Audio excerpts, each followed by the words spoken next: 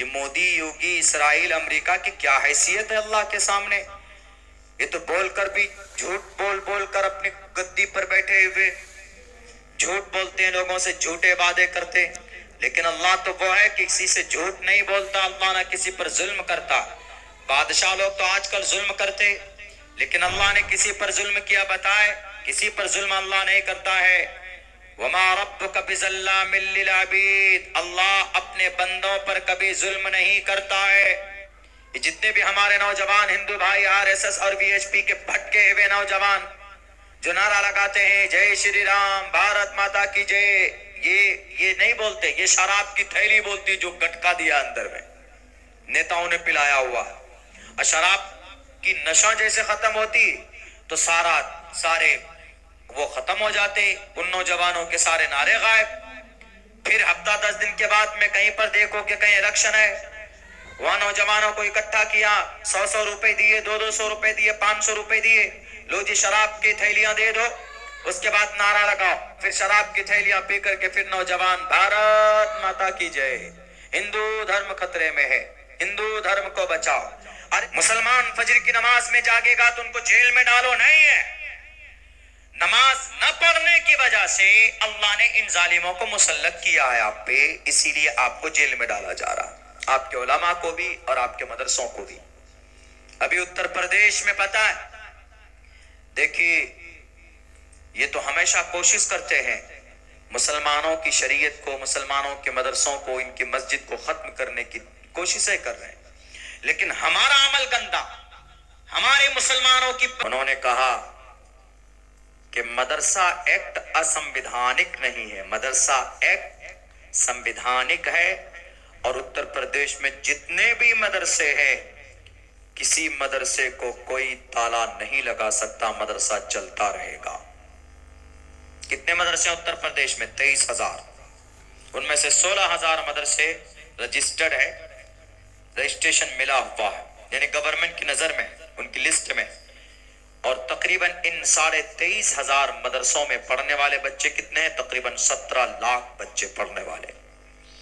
ان میں سے 560 مدرسہ بورڈ کا، یعنی سرکار اس کو فنڈ کرتی، جیسے ہمارے بہار میں ہے بورڈ کا مدرسہ جس کو بولتے ہیں. باقی 4,000 مدرسوں کی ویریفیکیشن ہونا باقی ہے، اس کو بھی وہ لوگ فنڈ کر سکتے. لیکن اتر پردیش کے لال بھجکر صاحب نے کہا پچھلے کئی مہینوں سے سیلری نہیں دی تھی ان بیچاروں کو، 2.5-3 سال سے تنخواہ نہیں دی تھی. انہوں نے کہا کہ 560 مدرسوں کو ہم کیوں پیسہ دیں گے، بند کرو ان مدرسوں کو. اسی لیے لوگوں کو کھڑا کیا.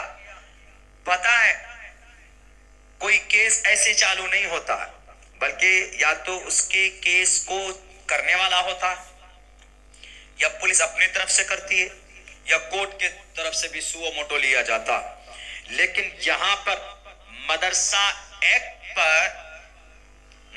ایکٹ کو ختم کرنے کے لیے جن لوگوں نے کیس کیا ہے وہ کون لوگ ہیں پتہ ہے آپ کو؟ نہیں معلوم ہے. وہ 5 آدمی ہیں، 5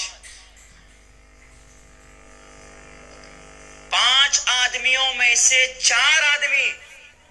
آپ کیا کہیں گے کہ یوگی سرکار نے شاید کیس کروایا ہے، کوئی ہندو ہوگا کیس کرنے والا. 5 آدمی ہیں مدرسہ ایکٹ کے خلاف ہائی کورٹ میں یاچکا داخل کرنے والا.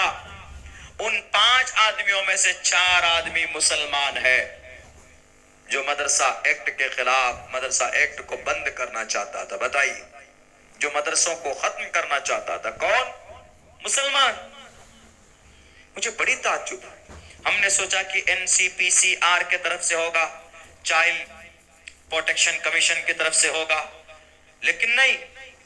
انہوں نے مطالبہ کیا تھا، لیکن ان میں سے 5 آدمی نے ہائی کورٹ میں یاچکا داخل کی کہ اتر پردیش میں جتنے بھی مدرسے ہیں، مدرسہ ایکٹ ہے سن 2004 کے اندر جو ملائم سرکار نے اس کو لایا تھا اور باضابطہ اس کا قانونی ایک ڈھانچہ بنا تھا، اس کو ختم کیا جائے.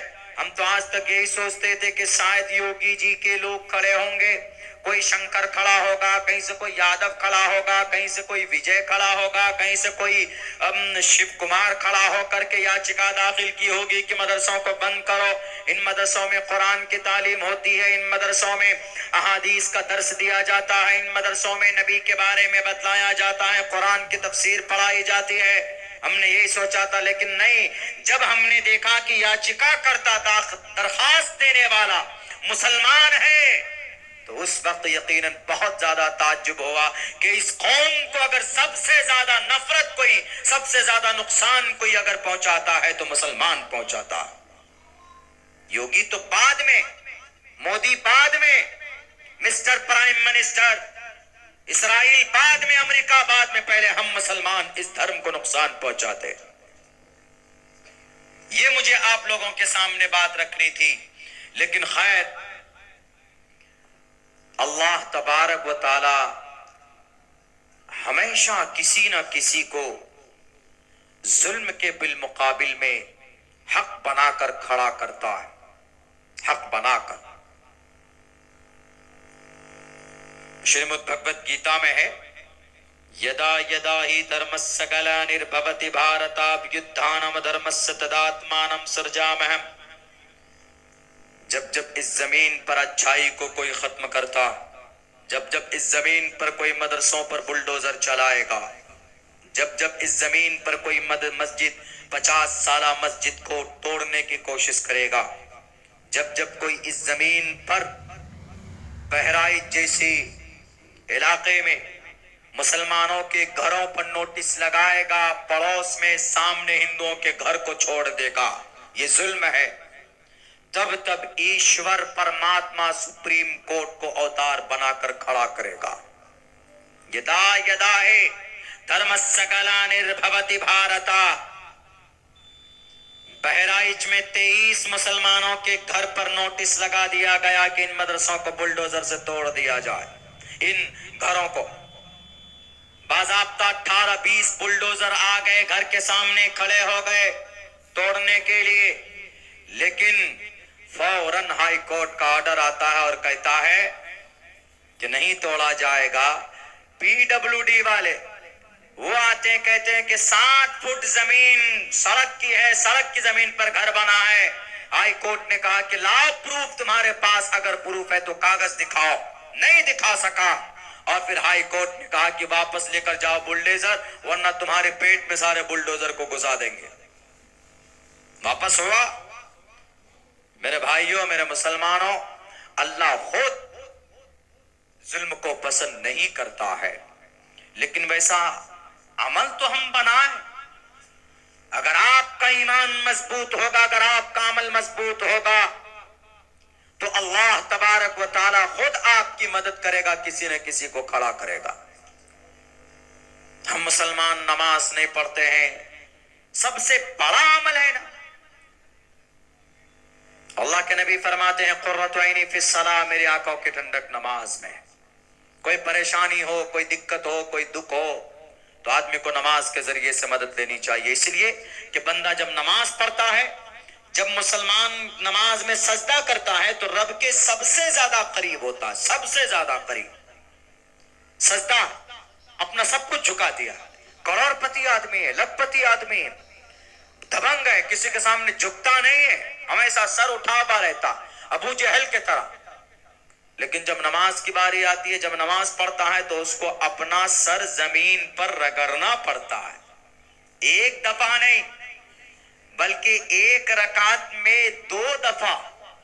اور کتنے رکعت ہیں 24 گھنٹے میں، 5 وقت میں کتنے گھنٹے ہیں، کتنی سجدے ہیں، اتنی مرتبہ اپنی مقدس ناک کو، پیشانے کو جھکاتا ہے، اور صرف جھکاتا نہیں، جھکا کر کہتا ہے سبحان ربی الاعلی، سبحان ربی الاعلی، پاک ہے میرا رب جو برتر اور بڑا ہے، اس کا نام لیتا ہے سبحان ربی العظیم، رکوع میں پڑھتا۔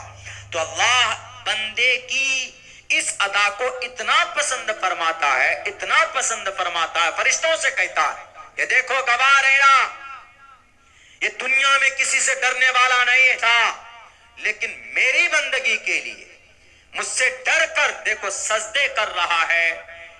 اسی لیے کہا گیا ہے کہ اگر کوئی نفل نماز میں سجدے میں اللہ سے دعا کرتا ہے، سجدے میں اللہ سے دعا کرتا ہے، تو اللہ تبارک و تعالیٰ اس کی دعا کو ضرور قبول کرتے ہیں، کیونکہ آدمی اس وقت بے حیثیت بن کر اللہ کے سامنے دعا کرتا ہے۔ آج ہم میں سے کتنے مسلمان پریشانی ہوتی ہے تو کسی ڈاکٹر کے پاس دوڑ کر جاتے، لیکن سب سے پہلے before all things you have to make ablution and definitely you have to offer 2 رکعت صلاح۔ آپ 2 رکعت نماز پڑھیے، اللہ سے دعا کیجئے، کچھ صدقہ کیجئے، اور پھر علاج کے طرف بھاگیے، پھر دنیاوی چیز پر عمل کیجئے، دنیاوی سبب کو اختیار کیجئے، تو انشاءاللہ آپ کی نماز کی برکت سے اور آپ کے صدقے کی برکت سے آپ کی بڑی پریشانیوں کو رب ذوالجلال ٹال دیتا۔ میرے ایک استاذ تھے قاری سعید احمد صاحب رحمت اللہ علیہ، ان کا ایک چھوٹا بیٹا تھا، ابھی بہت ہٹا کٹا۔ وہ کہتے ہیں نا، لو اقسم باللہ لا برہ اللہ، اللہ کے کچھ بندے ایسے ہوتے ہیں اس زمین پر کہ جب وہ قسم کھا لیتا ہے نا اللہ کی ذات پر کہ اللہ کو یہ کام کرنا پڑے گا، تو چونکہ وہ اللہ کا اتنا قریب ہوتا ہے، اللہ سے رشتہ اتنا مضبوط ہوتا ہے کہ اللہ کہتا ہے کہ بھئی یہ میرے بندے نے قسم کھایا، میرا نیک بندہ ہے، میں اس کو ناراض نہیں کروں گا، اللہ ضرور اس کی قسم کو پوری کرتا۔ لو اقسم باللہ لا برہ اللہ، اگر اللہ کی ذات پر قسم کھا لے کہ اللہ کو ایسا کرنا پڑے گا تو اللہ اس کو کرتا ہے۔ کون؟ اللہ کا نیک بندہ۔ تو ان کا لڑکا بیمار پڑا، پیدائشی طور پر پیدا ہونے کے بعد شاید 1 سال یا 2 سال کے بعد، شاید 1.5 سال یا 1 سال 2 سال کے بعد میں سیریس بیمار پڑا، لڑکا تھا بیمار پڑ گیا، اس کو ہاسپٹل میں ڈالا۔ کوئی ایسی بیماری تھی کہ 99% بچے اس بیماری میں ریکور نہیں ہوتے، بچتے نہیں، ان کی ڈیتھ ہو جاتی، موت ہو جاتی۔ تو ڈاکٹر نے کہا کہ قاری صاحب آپ پریشان مت ہوئیے، اس بیماری میں تقریباً 99% کیس ایسا آج تک سامنے آیا ہے کہ بچہ بچا نہیں ہے، اس کا ڈیتھ ہو جاتا ہے، مر جاتا ہے۔ ہاں 1-8% اگر اللہ کے طرف سے ہی کوئی ایسا فیصلہ ہو جائے تو بچہ بچ سکتا ہے، ورنہ کوئی نہیں۔ لیکن آپ کے بچے کی کنڈیشن اور بھی زیادہ خراب ہے، اسی لیے آپ اتنا پیسہ مت خرچ کیجئے۔ قاری صاحب پتہ قاری صاحب نے کیا کہا؟ قاری صاحب پتہ قاری صاحب کن کو بولتے ہیں؟ قاری صاحب ان کو بولتے ہیں جو قرآن کو تجوید کی رعایت کے ساتھ پڑھتے ہیں، قرآن کو خوبصورتی کے ساتھ پڑھتے ہیں، اس کو قاری بولتے ہیں۔ حافظ کے بعد قاری بنتا ہے۔ جیسے ہم لوگ الف با تا سا نکالتے ہیں نا، الف با تا سا، سا ہے، مخرج سے پڑھیں گے الف با تا سا، جیم ہا خا دال زال، زال ہے، وہ بہت آدمی زال بول دیتا ہے، جال بول دیتا ہے، نہیں ایسا نہیں بولا جائے۔ زال، را، زا، شین، سین، اس میں فرق ہے، سین اور شین میں فرق ہے، چھوٹا سین بڑا شین، سین شین، صاد ضاد ضاد، تو ایک تا ہے ایک تو ہے، ضاد، اس کی رعایت، اس کو تجوید بولتے ہیں۔ قرآن کو خوبصورت بنانے کے لیے یہ پروسیس سے جانا پڑتا ہے، اس کا 2 سال کا 1 سال کا کورس ہوتا ہے، باضابطہ تجوید کی کتابیں پڑھنی پڑتی ہے، قرآن کو ڈھنگ سے پڑھ کر جو پڑھے تو آپ کو سننے کو من لگے گا، تو اسی کو قاری بولتے ہیں، قاری صاحب، اچھے ڈھنگ میں قرآن پڑھنے والے۔ جو بچہ حافظ بن جاتا ہے تو اس کو ادائیگی کا اتنا پتہ نہیں ہوتا، ہاں اگر اچھا استاذ ہو تو حفظ کرنے کے دوران میں ہی اس کو بتا دیتے ہیں کہاں پر رکنا ہے، کہاں پر غنہ کرنا ہے، کہاں پر اخفا کرنا ہے، جیسے الحمدللہ رب العالمین الرحمن الرحیم مالک یوم الدین ایاک نعبد عین قاف لام میم، یہ سب نکال کر، ورنہ اگر ایسے سمپل پڑھے گا الحمدللہ رب العالمین الرحمن الرحیم، پڑھتا پتہ ہی نہیں چلتا، جیسے پرانے لوگ پڑھتے ہیں، چونکہ وہ تجوید نہیں پڑھے ہوئے ہوتے، اسی کو قاری بولتے ہیں۔ الحمدللہ آپ کے بھائی نے، آپ کا بھائی اس چیز سے ہم نے وہ پڑھا ہے، اللہ نے اس شرف سے نوازا، تو وہ قاری صاحب سے مشہور ہو گئے، ہاں عالم بھی تھے وہ لیکن مشہور اسی سے ہو گئے۔ تو ان کا بیٹا ہاسپٹل میں ہے، سیریس ہے، بچنے کا کوئی چانس نہیں ہے، لیکن وہ اللہ کا بندہ قاری صاحب اس کو ڈاکٹر نے کہا کہ قاری صاحب پریشان مت ہوئیے، اتنا پیسہ برباد مت کیجیے، اپنے بیٹے کو لے کر جائیے، اللہ نے چاہا تو شفا ہو جائے گا، نہیں تو مشکل ہے، 99% بچہ بچا نہیں ہے۔ آج تک میرے پاس جتنے بھی کیسز آئے اس بیماری کو، کوئی ایسی مہلک بیماری ہوگی۔ پتا قاری صاحب نے کیا کہا؟ قاری صاحب نے کہا کہ تم خدا ہو؟ اے ڈاکٹر تو خدا ہے؟ میرے خدا سے بڑھ کر تم نہیں ہو۔ اور سنو، میرے بیٹے کی قسمت میں اللہ نے اگر موت لکھ دی ہے تو اللہ کو اپنا فیصلہ بدلنا ہوگا، میرا بیٹا زندہ ہوگا۔ جوش جوش میں تو بول دیا۔ جلالی آدمی ہوتا ہے نا، جلالی جس کو بولتے ہیں، جلالی بزرگ، جلالی اللہ والے، جیسے حضرت موسیٰ تھے، جلالی تھے نا حضرت موسیٰ، یعنی بہت جلدی غصہ آ جاتا تھا، یعنی اگر کوئی ایک تھپڑ مارا تو تڑاک سے دوسرا تھپڑ۔ حضرت موسیٰ ایسے تھے۔ حضرت عیسیٰ کی طرح نہیں تھے کہ ایک گال پہ مارا لو دوسرا بھی یہ لو، نہیں، حضرت عیسیٰ نرم تھے، اگر کوئی ایک تھپڑ مارتا تو حضرت عیسیٰ بدلہ نہیں لیتے، لو دوسرا بھی مارو بھیا، کیوں مار رہے ہو۔ حضرت موسیٰ ایسے نہیں تھے۔ حضرت موسیٰ بہت زیادہ ان کے اندر میں وہ تھی، جلالی صفت ان کی تھی۔ تو یہی وجہ ہے کہ ایک فرعونی کو مارا تھا، ایک ہی گھسا مارا تو وہیں پر ڈھیر کر دیا تھا، ایک گھوسے میں۔ حضرت موسیٰ علیہ السلام بڑے طاقت اور باڈی بلڈر حضرت موسیٰ علیہ السلام تھے، بہرک ہے۔ تو انہوں نے یہ کہہ دیا کہ اگر اللہ نے میرے بیٹے کے حق میں فیصلہ کر دیا موت کا تو اللہ کو اپنے موت کا فیصلہ بدلنا ہوگا۔ جوش جوش میں تو بول دیا، اب کریں کیا؟ تو اللہ کے نبی کی حدیث ہے، الصدقۃ ترد البلاء، صدقہ کرنا، صدقہ کرنے سے آپ کی بلائیں دور ہوتی ہے، پریشانیاں دور ہو جاتی ہے۔ کرتے ہیں ہم لوگ صدقہ؟ بالکل نہیں کرتے۔ ہمارے نوجوان موٹر سائیکل میں بیٹھے گا، سے گھومتا ہوا جائے گا 150 کی سپیڈ پہ۔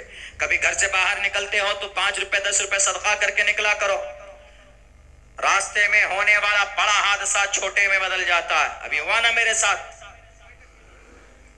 ابھی اسی مہینے، پچھلے مہینے کی 20 تاریخ کو پروگرام کر کے لوٹ رہے تھے، رات کو 3:30 پونے 4 بجے کے قریب میں 15 فٹ سے لے کر نیچے سڑک کے نیچے جا کر گاڑی میری گری، اور اللہ کی ذات سے،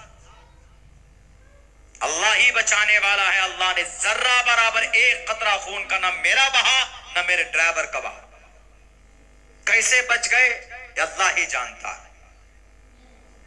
اتنی تیز رفتار میں گاڑی تھی، 90 اور 100 کی سپیڈ میں، اور رات کے اندھیرے میں ڈرائیور سو جاتا ہے تو آدمی کا جنازہ نکل جاتا ہے۔ میری گاڑی کی حالت دیکھیں گے تو ابھی یہیں پورنیہ میں شو روم میں گاڑی ابھی بھی پچھلے 25-30 دن سے ہے، وہ گاڑی ابھی ٹھیک نہیں ہوئی، کلیم میں ڈال کے رکھا ہوا ہے۔ تو ہمیں قوی امید ہے، ایک تو یہ ہے کہ ہم نے پروٹیکشن کے اسباب جو تھے وہ سب ہم نے لیے۔ ڈرائیور اور میں، ہمیشہ میری عادت ہے کہ میں گاڑی پہ بیٹھتا ہوں تو پہلے نمبر پر میری سیٹ بیلٹ لگتی ہے، دوسرے نمبر پر جو دعا پڑھتے ہیں، اللہ سے مدد مانگ کر چلتے ہیں، سبحان الذی سخر لنا ھذا وما كنا له مقرنین وانا الى ربنا لمنقلبون۔ سواری کی دعا ہے نا، آپ بائک پہ بیٹھتے ہیں، بس پہ بیٹھتے ہیں، گاڑی پہ بیٹھتے ہیں تو یہ دعا پڑھ کر بیٹھیے، اللہ سے مدد کر کے بیٹھیے۔ ہماری امی بھی بہت دعائیں کرتی کہ بیٹا سفر پہ جا رہا ہے تو یا اللہ ہمارے بیٹے کی حفاظت فرما، اور ہم وہاں جلسے سے دعا کر کے نکلے کہ اللہ آنے والی سفر کی پریشانیوں سے ہماری حفاظت فرما، اللہ سے مدد مانگی، لیکن اس کے ساتھ ساتھ ہم نے سبب کو بھی اختیار کیا۔ سبب کو یہ اختیار کیا کہ سیٹ بیلٹ ہم نے ہاتھ میں باندھی، چونکہ پیچھے سویا تھا میں تو وہاں سیٹ بیلٹ رہتا تو اس کو ہاتھ میں لگایا، اور ڈرائیور کو بھی ہم تاکیدن سیٹ بیلٹ لگواتے، سیٹ بیلٹ لگایا تو وہ بھی محفوظ رہا، ورنہ شیشہ توڑ کر نکل سکتے تھے ہم لوگ۔ میں نیچے بیٹھ کر چھت پہ لگا، 2-3 مرتبہ کھڑکی پہ لگا ہوں، تب بھی جا کر اللہ نے حفاظت کی، درد نہیں ہوا اتنا زیادہ۔ بعد میں 1 دن بعد 2 دن بعد میں محسوس ہوا کہ بھئی فلاں جگہ پر درد ہو رہا۔ تو خیر، الصدقۃ ترد البلاء، کہیں پر بھی باہر سفر میں جاتے ہو تو 5 روپے 10 روپے کسی فقیر کو دے دیا کرو صدقے کی نیت سے۔ اگر راستے میں کوئی بڑا حادثہ ہونے والا ہوگا تو ہوگا ضرور، لیکن بڑا نہیں ہوگا، وہ چھوٹا ہوگا ضرور، چونکہ مقدر میں ہے، تقدیر میں ہے تو ہونا ہے۔ لیکن اگر آپ نے صدقہ دے دیا ہے تو اللہ کہے گا ہوگا ضرور، چونکہ فیصلہ ہے رب کا، لیکن اس سے جہاں پر آپ کا سر پھوٹنے والا ہوگا تو آپ کے بدن کی صرف ایک انگلی کٹ کر رہ جائے گی، اللہ آپ کی حفاظت فرمائے گا۔ نبی کا فرمان ہے الصدقۃ ترد البلا۔ ایسے ہی قاری صاحب نے فوراً کہا کہ اگر اللہ نے میرے بیٹے کے حق میں فیصلہ کر دیا ہے موت کا تو ان کو اپنا فیصلہ بدلنا ہوگا۔ تو حضرت قاری صاحب بیٹھے نہیں، جلال میں یہ بول کر تو آ گئے وہاں سے، فوراً فون کیا مدرسے میں اور کہا حضرت ناظم صاحب سے کہ ناظم صاحب ایک خصی ہے پکڑیے اور اس کو فوراً ذبح کیجئے، بچے کے نام پر اللہ کے لیے صدقہ کیجئے، میرے بیٹے کے لیے۔ جانتے تھے الصدقۃ ترد البلا، اللہ کے نبی کی بات جھوٹی نہیں ہوتی، الصدقۃ ترد البلا، صدقہ بلا کو دور کر دیتی۔ تو فوراً انہوں نے اس خصی کو ذبح کیا۔ 5-10 منٹ کے اندر جب عمل کر کے فارغ ہوئے تو آدھا گھنٹہ نہیں لگا۔ قاری صاحب ایک طرف تو دعا بھی کر رہے، بولتے دیے وہاں پر کہ بھئی اللہ کو فیصلہ بدلنا ہوگا۔ لوگوں نے کہا کہ قاری صاحب آپ کافر بن گئے، آپ کا یہ جملہ بالکل غلط ہے، قرآن و سنت کے خلاف ہے، اللہ کا فیصلہ بدلنے والا اللہ ہی ہوتا ہے، آپ کون ہوتے بدلوانے والے؟ اور آپ نے یہ کہا کہ اگر اللہ نے موت لکھ دیا ہے تو اللہ کو بدلنا پڑے گا، گویا اللہ آپ کے تابع ہے کیا؟ لیکن حدیث بھی ہے لو اقسم باللہ، اگر کوئی اللہ کا نیک بندہ، اللہ جس سے محبت، جو اللہ سے محبت کرتا، من کان للہ کان اللہ لہ، جو اللہ کے لیے ہوتا ہے اللہ اس کے لیے ہو جاتا، من کان للہ کان اللہ لہ، لو اقسم باللہ، اگر وہ قسم کھا لے اللہ کی ذات پر کہ اللہ تمہیں یہ کام کرنا پڑے گا، اے اللہ تمہیں آج بارش کرنی پڑے گی، تو اللہ اپنے بندے کی رضا کے لیے لَأَبَرَّأَهُ اللَّهُ، اس کو پورا فرماتے ہیں۔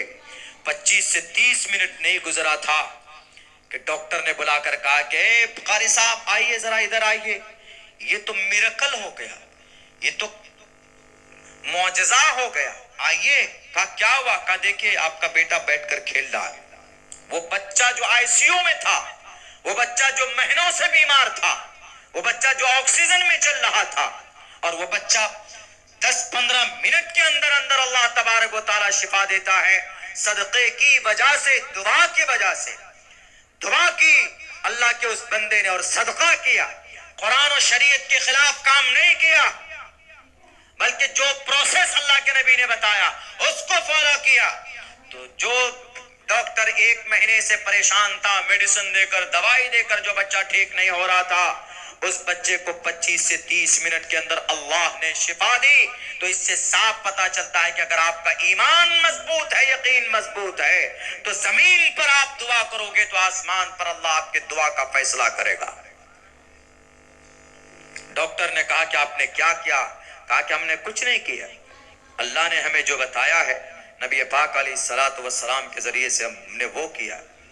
آج مسلمان نماز کے ذریعے تو قریب ہونا دور کی بات، ہمارا ینگ نوجوان، میرے نوجوانوں، یہودی اتنے طاقتور ایسے نہیں بنے ہیں، پچھلے 75 سال میں انہوں نے اپنے خون کو پسینے سے بھی زیادہ سستا کر کے بہایا۔ اسرائیل کے اندر ہر گھر میں ایک نوجوان آرمی کے اندر ہے، اگر کسی گھر میں بیٹا نہیں ہے تو اس کی بیٹیاں آرمی میں ہیں۔ آج کل ہماری بیٹیاں موبائل میں ہلو، رات کو 12 بجے ہاؤ آر یو، رات کو 2-2 بجے تک نوجوان چوراہے پر بیٹھ کر اپنی اپنی گرل فرینڈ سے بات کرتا۔ گرل فرینڈ نہیں ہے وہ قبر فرینڈ ہے۔ تمہاری جوانی کی موت ہے وہ، وقتی طور پر اس کی آواز پر مر مٹتے ہو، کہتے ہو کہ میڈم چاند پر چڑھ جاؤں گا، تارے توڑ کر لاؤں گا، حالانکہ اتنا بزدل ہے اس کو کہیے رات کو 12 بجے گھر کے چھت پہ نہیں چڑھ پائے گا ڈر سے۔ لیکن ہے ایسا بنا ہوا سسٹم ہمارے سماج کی بیٹیوں کا بھی، جوانی برباد کرتے پھر رہے ہیں، سماج کی بہو بیٹیاں برباد ہوتی جا رہی اس موبائل کے چکر میں، اس اٹریکشن کے چکر میں۔ کوئی اجازت نہیں ہے اسلام کے اندر۔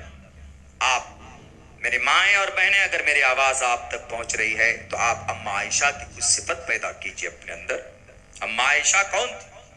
اما عائشہ کے بارے میں جب تہمت لگا گیا، ایسا بنائیے نا اپنے کردار اور کریکٹر. نہیں بن سکتا کیا؟ بن سکتا. آپ صحابیات سے کہیں زیادہ آپ کا ایمان مضبوط ہو سکتا ہے. وہ الگ مرتبہ، الگ بات ہے کہ آپ ان کے مرتبے کو نہیں پہنچ سکتے چونکہ وہ صحابیات ہیں، ان کو مقام، ان کے درجہ بہت بلند ہے، لیکن ان کا ایمان، ان کے ایمان کے طرح ہم اپنے ایمان بنا سکتے، بالکل بنا سکتے. اما عائشہ جن پر تہمت لگائی گئی، الیاذ باللہ، اما عائشہ نے کسی کے ساتھ غلط سمبند کیا، کسی قافلے میں گئے تھے، اما عائشہ چھوٹ گئی تھی پیچھے. اللہ کے نبی بھی کنفیوز، اللہ کے نبی بھی تذبذب میں، اور آ کر کہہ رہے کہ عائشہ اگر تم سے غلطی ہوئی ہے تو بول دو، توبہ کر لو، اللہ توبہ کرنے والوں کو پسند فرماتا. تو اما عائشہ کا دل اور ٹوٹ جاتا. اما عائشہ کہتی ہے اللہ کے نبی آپ کو بھی وشواس نہیں ہے؟ حضرت علی، حضرت عمر نے تو یہاں تک کہہ دیا کہ اللہ کے نبی آپ چھوڑیے نا عائشہ کو، اور بھی سماج کی بہت ساری بہو، بہت ساری بیٹیاں ہیں، آپ کے قدموں پر لا کر رکھ دیں گے، آپ ان سے نکاح کیجئے، چھوڑیے عائشہ کو، ایک طرف کیجئے.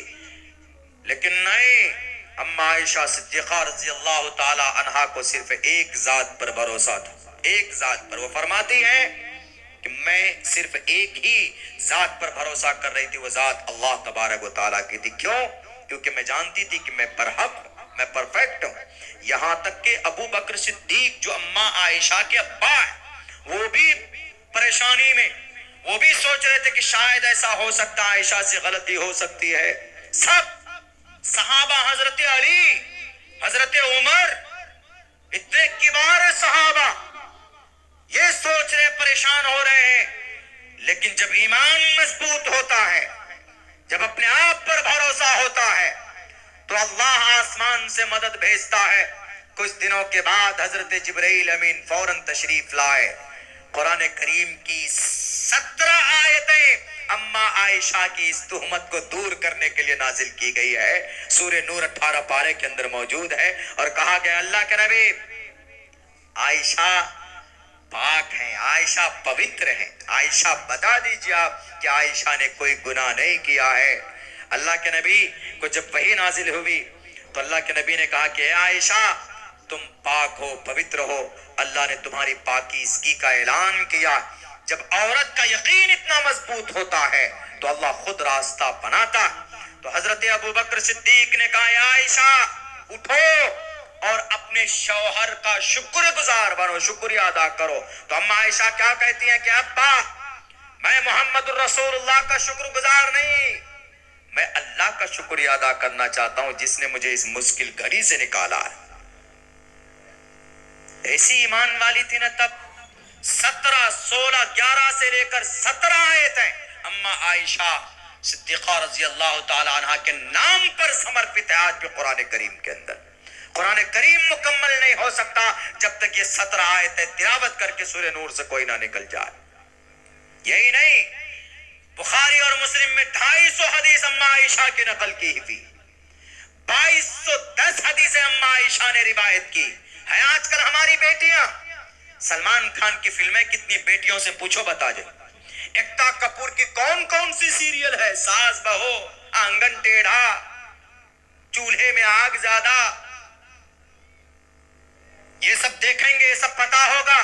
لیکن نہیں پتا ہوگا کہ اما عائشہ صدیقہ نے کتنی روایتیں نقل کی ہے. اما عائشہ صدیقہ نے 2210 روایت نقل کی ہے. یعنی ابو ہریرہ کے بعد سب سے زیادہ حدیث اگر کسی نے مرویات ہیں کسی صحابیہ یا صحابہ سے، ان میں سے اما عائشہ صدیقہ رضی اللہ تعالیٰ عنہ کا نام آتا. اللہ کے نبی کے وفات کے بعد صحابہ کرام کا کوئی بھی مسئلہ اٹکتا تھا تو لوگ فوراً، صحابہ کرام فوراً اما عائشہ کے پاس پہنچتے تھے. اللہ کے نبی اما عائشہ ہمارا اس مسئلے کو بتا دیجئے کیا ہے. اما عائشہ اتنے ذہین اور فطین تھی، اما عائشہ کی برکت کی وجہ سے تیمم جیسا مسئلہ ہمیں ملا. ہماری سماج کی بہو بیٹیاں آج آپ اپنے ایمان کا جنازہ نکالتی، آج آپ اپنے موبائل کے ذریعے سے، بے پردگی کے ذریعے سے کھلے عام آپ بے حیائی کے راستے پر جا چکے. اسی لیے میں گزارش کرتا ہوں کہ اس پرفتن دور میں اگر اللہ کا قرب چاہیے، اللہ کی مدد چاہیے، تو ہمیں محنت کرنے کی ضرورت ہے، بنا محنت کے کچھ نہیں ہوتا، محنت کرنی پڑے گی۔ وہ محنت یہ ہے کہ اللہ نے جس مقصد کے لیے ہمیں اور آپ کو بھیجا ہے اس مقصد پر ہمیں اترنا ہوگا، اور ان میں سب سے پہلا نمبر پہ پہلا کام جو آتا ہے ڈیلی میں وہ یہ ہے کہ نماز ادا کرنی پڑے گی پابندی سے۔ نماز کے اندر ایک صفت ہے اللہ نے رکھی ہے کہ اگر کوئی آدمی گناہ بھی کرتا ہے، جھوٹ بولتا ہے، چغل خوری کرتا ہے، شراب پیتا ہے، لیکن پابند صلاۃ ہے، نماز پڑھتا ہے، تو نماز یہ کہتی ہے کہ تم مجھے پڑھو تو صحیح، صحیح ڈھنگ سے پڑھو تو تمہاری شراب پینے کی عادت میں ختم کر دوں گی۔ تم جھوٹ بولتے ہو، مجھے ڈھنگ سے ادا کرو، میرے اندر وہ کیپیسٹی ہے، وہ کوالٹی ہے کہ تمہاری بری عادتوں کو ختم کر سکتی ہوں۔ رب کا قرآن کہتا ہے ان الصلاۃ تنہی عن الفحشاء والمنکر ولذکر اللہ اکبر واللہ یعلم ما تصنعون۔ ان الصلاۃ تنہی، بے شک نماز بے حیائی بری باتوں سے روکتی۔ نماز پڑھو تو صحیح، ویسے مسلمان نہیں پڑھتے مسلمان۔ اسی لیے ایمان کے اندر پختگی جبھی ہوتی ہے جب ہم نیک عمل کرتے ہیں، جب ہم اچھا کام کرتے ہیں تو اللہ تبارک و تعالی ہمارے روح کو پاک کرتا ہے۔